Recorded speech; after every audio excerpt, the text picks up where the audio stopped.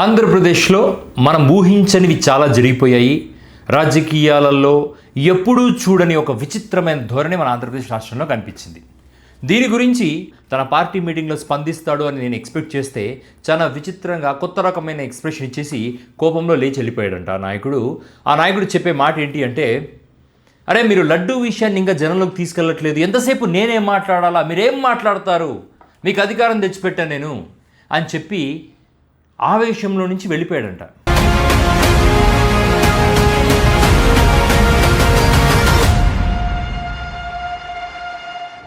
మన కోసం అనే ఛానల్ ఏదో ఒక డైవర్షన్ తీసుకోకుండా, ఏదో ఒక డైరెక్షన్ తీసుకోకుండా చాలా స్ట్రైట్ ఫార్వర్డ్గా జరుగుతున్న రాజకీయ పరిణామాలను జనం ముందర ఉంచే కార్యక్రమం చేయడమే కాకుండా, అధికార పక్షం ప్రజలకు చేయాల్సిన పనులు చెయ్యకపోగా తప్పుడు నిర్ణయాలు తీసుకుంటూ రాష్ట్రాన్ని తప్పుడు డైరెక్షన్లో నడిపించిన ప్రతిసారి మనం వాయిస్ అవుట్ చేశాము, మనం ప్రజల పక్షాన నిలబడ్డాం. ఇవాళ ఆంధ్రప్రదేశ్లో ఏం జరుగుతుంది అన్నది పసిపిల్లని అడిగినా చెప్తారు. ఒక నాయకత్వం మారుతున్నప్పుడు, ఒక జనరేషన్ నుంచి మరొక జనరేషన్ వైపు మారుతున్నప్పుడు అది ఒక పాజిటివ్ వైపు తీసుకురావాలి.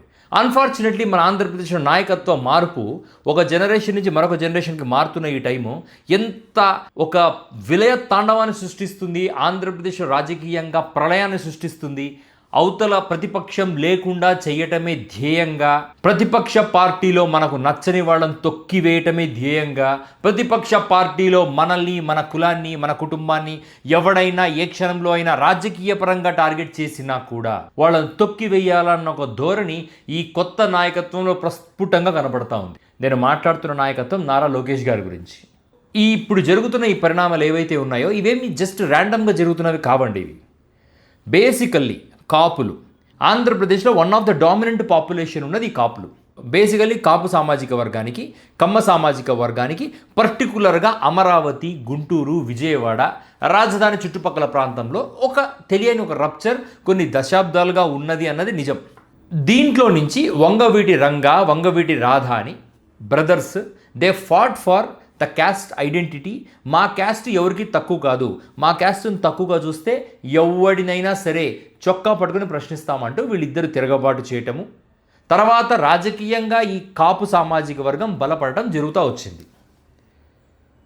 కాకపోతే సీజనల్గా కాపులు కొన్నిసార్లు కాంగ్రెస్కి, కొన్నిసార్లు టీడీపీకి షిఫ్ట్ అవుతా ఫైనల్గా ఈరోజు పవన్ కళ్యాణ్ అనే ఒక నాయకుడు మన వెంట ఉన్నాడు, ఇప్పటికైనా మనకు గౌరవం వస్తుంది, ఇప్పటికైనా మనకు అధికారం వస్తుంది, ఇప్పటికైనా మనం రాష్ట్రాధికారాన్ని కొంతవరకైనా సాధించగలము అన్నొక ప్లాన్లో భాగంగా కాపు సామాజిక వర్గానికి చెందిన పవన్ కళ్యాణ్కి రాష్ట్ర నాయకత్వంలో భాగస్వామిని చేసి కాపులు పవన్ కళ్యాణ్ అందరం ఎక్కించి కూర్చోబెట్టారు.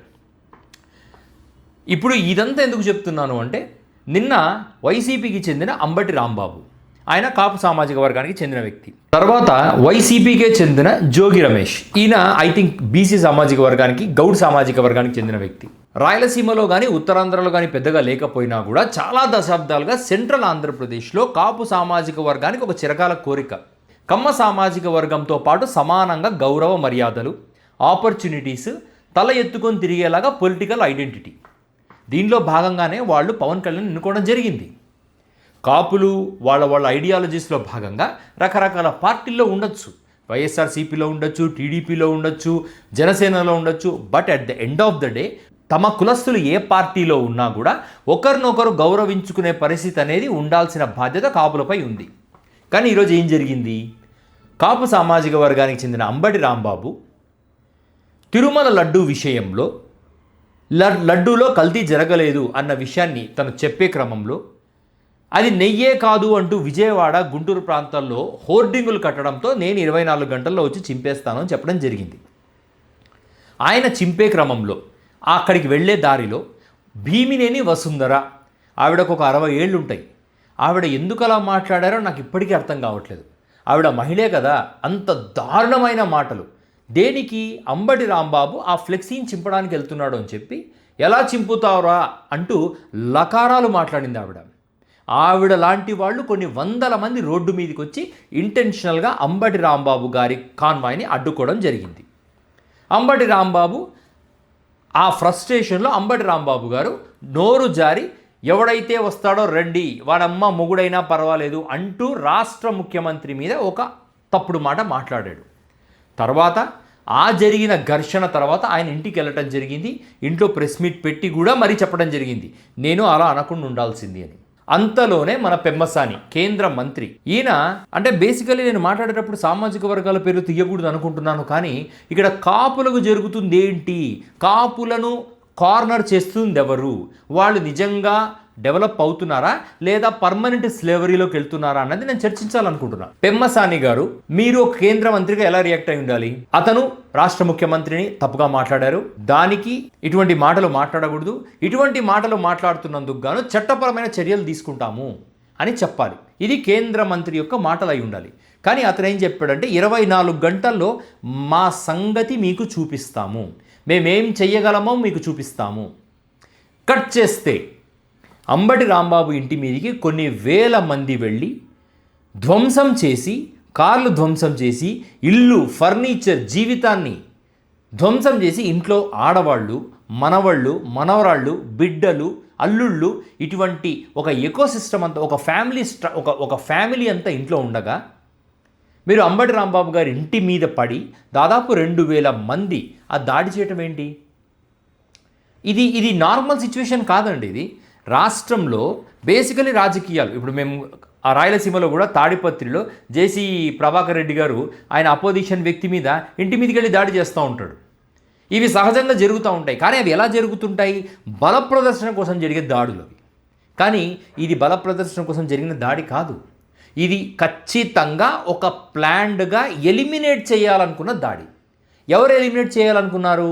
కొంతమంది కార్యకర్తలు షార్ట్కట్లో పొలిటీషియన్స్ అవ్వటం కోసం, ఇన్స్టాలో రీల్స్ కదా, ఒక 30 సెకండ్స్లో రీల్ అయిపోయినట్టు షార్ట్కట్లో అలా పొలిటీషియన్ అయిపోవాలి, నేను నాయకుడి కంట్లో పడాలి, నాయకుడి మన్ననలు పొందాలి, నాయకుడిని నేను ఎంటర్టైన్ చేయాలి అన్న ఒక షార్ట్కట్ పొలిటీషియన్స్ ఎప్పుడైతే బయలుదేరతారో వాళ్ళందరూ, లోకేష్ సార్ మీరు పక్కన కూర్చోండి, మన నాన్న అన్నాడు, మన అమ్మనన్నాడు, వాడిని అంతు చూస్తా, మీకోసం నేను లోపలికి వెళ్తా అని చెప్పుకుంటున్న కొంతమంది పోరంబోకు వెధవలు గ్రూపుని పోగు చేసి ఇండ్ల మీదకి వెళ్ళి కుటుంబ వ్యవస్థలపై దాడి చేయటం. ఇది రైటా?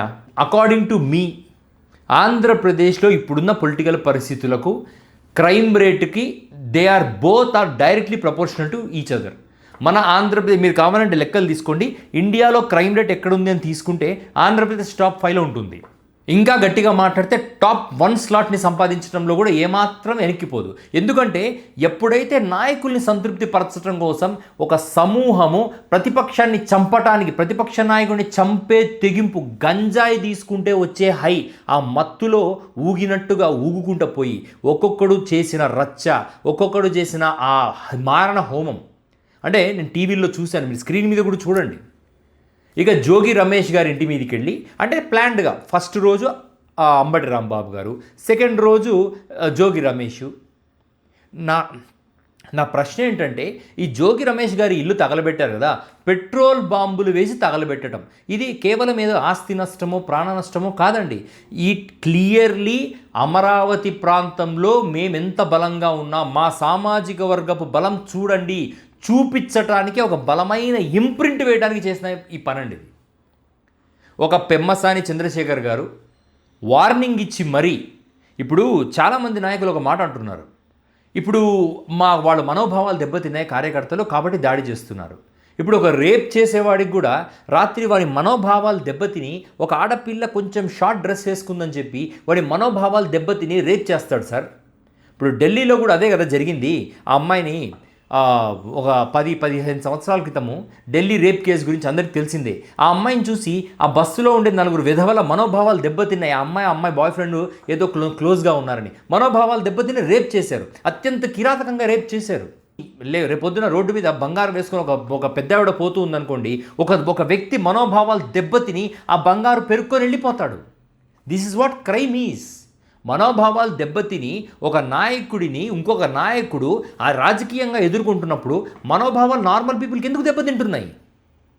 ఈ డ్రామాటిక్ థింగ్స్ ఎవరిని సాటిస్ఫై చేయడానికి? లోకేష్ గారు, మిమ్మల్ని సాటిస్ఫై చేసే క్రమంలో మీ నాయకులు, మీ ప్రాంత కార్యకర్తలు ఏం చేస్తున్నారు? ఒక కులాన్ని సమూలంగా బానిసలుగా చేసుకొని ఒక రాష్ట్రంలో ఒక టెర్రరైజేషన్ చేసి కేవలం మిమ్మల్ని సాటిస్ఫై చేయడానికి చేస్తున్న పనికిమాల రాజకీయాలు ఇవన్నీ. నాయకులంటే రాజకీయాలలో నుంచి సర్పంచ్ లెవెల్ నుంచి పుట్టి మెట్టు ఎదిగి ముఖ్యమంత్రి స్థాయికి చేరుకునేవాడిని నాయకుడు అంటారు.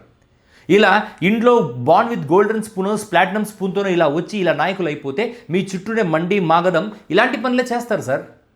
కేవలం వాళ్ళ ఎగ్జిస్టెన్స్ నిలబెట్టుకోవడం కోసం చేస్తున్న పనులు ఇవి. ఇన్స్టాగ్రామ్ రీల్ లాగా నాయకుడు అయిపోయి మీ ముందర మిమ్మల్ని సాటిస్ఫై చేసి అధికారం కొట్టాలి. ఎంత ఎక్కువ కేసులు పెట్టించుకుంటే అంత మంచి మీకు పవర్ ఇస్తానని చెప్పారు కదా. ఇవాళ ఎంత ఎక్కువ ప్రతిపక్షాన్ని టార్చర్ చేస్తే, ఇంకా గట్టిగా మాట్లాడితే ఎవరినన్ను పొడిచి పారేసి తగలబెట్టేస్తే లోకేష్ నన్ను ఎమ్మెల్యేని చేస్తాడేమో అన్న ఒక ఆశ ఉన్నట్టుంది మీ కార్యకర్తల్లో. ఇటువంటి ఒక ఫాల్స్ థింగ్ని జనంలోకి ఇంకల్కేట్ చేసి ప్రతిపక్షాన్ని ఎలిమినేట్ చేయాలనుకుంటూ మీరు చేస్తున్న పనులు సమాజానికి ఎంత డ్యామేజ్ చేయబోతున్నాయి. జోగి రమేష్ గారి ఇంటికి అటు ఇటు ఉన్న నార్మల్ పీపుల్ ఎంత టెర్రరైజ్ అయిపోయి ఉంటారు. అంబటి రాంబాబు గారి కాలనీలో ఉండే వ్యక్తులు ఎంత టెర్రరైజ్ అయిపోయి ఉంటారు. ఒక్కొక్క వైసీపీ కార్యకర్తని పరిగెత్తించి కొడుతున్న ఒక ఆటవిక వ్యవస్థను ఎవరు ఎంజాయ్ చేస్తున్నారు? ఎక్కడ కూర్చొని ఎంజాయ్ చేస్తున్నారు? ఎవరది? ఒకవేళ మీరైతే దయచేసి మీరన్న విషయం తెలియకుండా చూసుకోండి. ఎందుకంటే సమాజం ఇది రాక్షస పరిపాలన అంటారు దీన్ని. ఇంత భయంకరమైన అసాంఘిక శక్తిని మనం ఆంధ్రప్రదేశ్లో పెంచి పోషించుకోవడం అనేది చాలా బాధాకరమైన వ్యవస్థ అండి, బాధాకరమైన విషయం.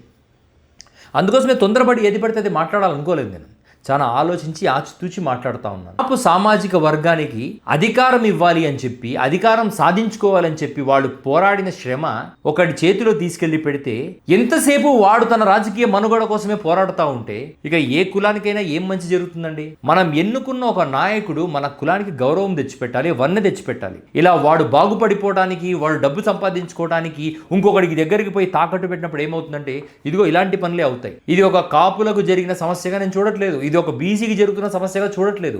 ఒకడికి జరిగితే, మన కులస్తుడికో మన సామాజిక వ్యవస్థకు చెందిన ఒకడికి సమస్య జరిగితే ఇంకొక అదే సామాజిక వ్యవస్థకు చెందినవాడు మరొక పొలిటికల్ పార్టీలో కూర్చొని ఆనందిస్తున్న స్టేజ్కు ఆంధ్రప్రదేశ్ వచ్చినప్పుడు, అది కూడా ఎస్పెషల్లీ కాపుల్లోనే వచ్చినప్పుడు ప్రశ్నించాల్సిన అవసరం ఏర్పడింది. కాబట్టి నేను ప్రశ్నిస్తున్నా, లోకేష్ గారు మీరు రాజకీయ నాయకుడిగా this is not the right way. ఇలా రాష్ట్రాన్ని, ప్రతిపక్ష నాయకులను టెర్రరైజ్ చేయడం అనేది ఒక లెవెల్ అయితే, వాళ్ళని ఎలిమినేట్ చేసే ఒక వ్యవస్థలను ఎంటర్టైన్ చేసే పొలిటికల్ వ్యవస్థగా మీరు ఏర్పడటం అనేది చాలా బాధాకరమైన విషయం. ఒకడిని చంపేసి వస్తేనో, ఒకడిని లేపేసి వస్తేనో రాజకీయంగా మనం ఎదుగుతామనే ఒక స్టేజ్ ఎప్పుడైతే కార్యకర్తల్లో క్రియేట్ అవుతుందో, that is directly proportional to the crime rate of the society, and that society is going to face very critical circumstances.